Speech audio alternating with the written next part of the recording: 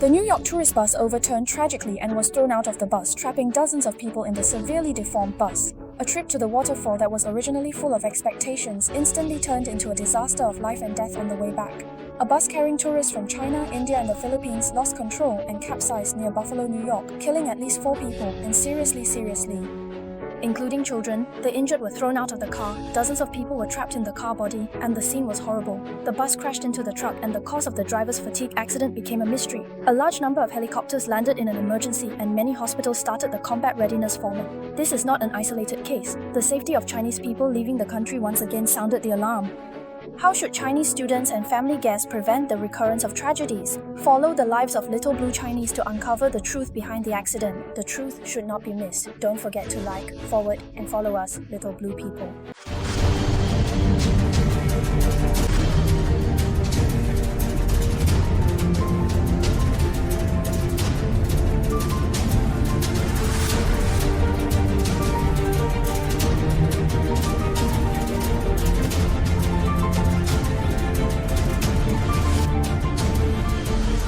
On August 23rd, a trip to Niagara Falls filled with laughter and anticipation turned into a heartbreaking tragedy. In Pembroke, east of Buffalo, New York, USA, a bus full of tourists suddenly overturned on the Egypt 90 Intercontinental Highway, killing at least 4 people and seriously injuring many others, including a young child. According to James O. Callaghan, spokesman of New York State Police, the tour bus was returning from Niagara Falls to New York. There were 52 people on the bus, mostly tourists from China, India, and the Philippines, and family passengers including children had already set off. The bus overturned at high speed, and the passenger was thrown out of the car at about 12:40 noon EST. According to the preliminary report of the police, the bus deviated from the lane for unknown reasons while driving at high speed, broke through the central isolation belt, and then rolled over to the side of the road. In this violent rollover of the ditch, some passengers were thrown out of the window, and others were trapped in the deformed car body.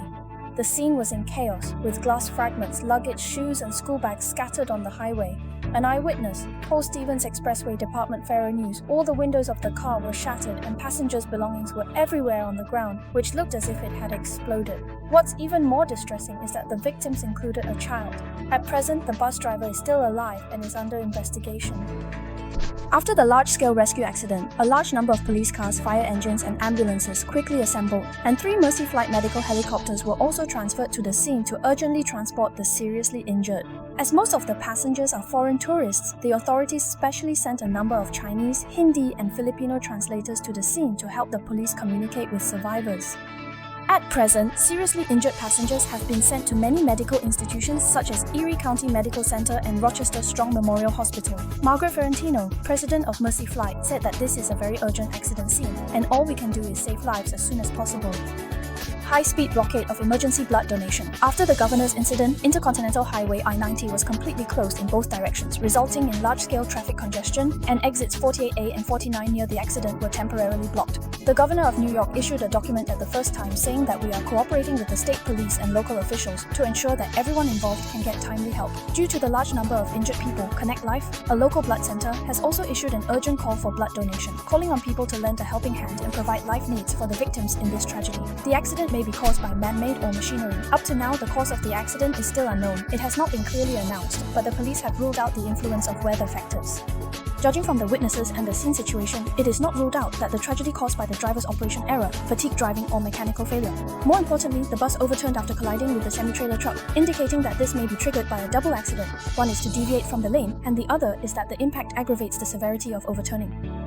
At present, the investigation is still ongoing. Chinese travel suffered heavy casualties again, and overseas travel sounded the alarm. This is not the first time that Chinese tourists have encountered a major traffic accident while traveling in the United States. Not long ago, there was a tourist bus accident near Yellowstone Park, causing many Chinese deaths and injuries. It is also a popular scenic spot, and it is also a highway.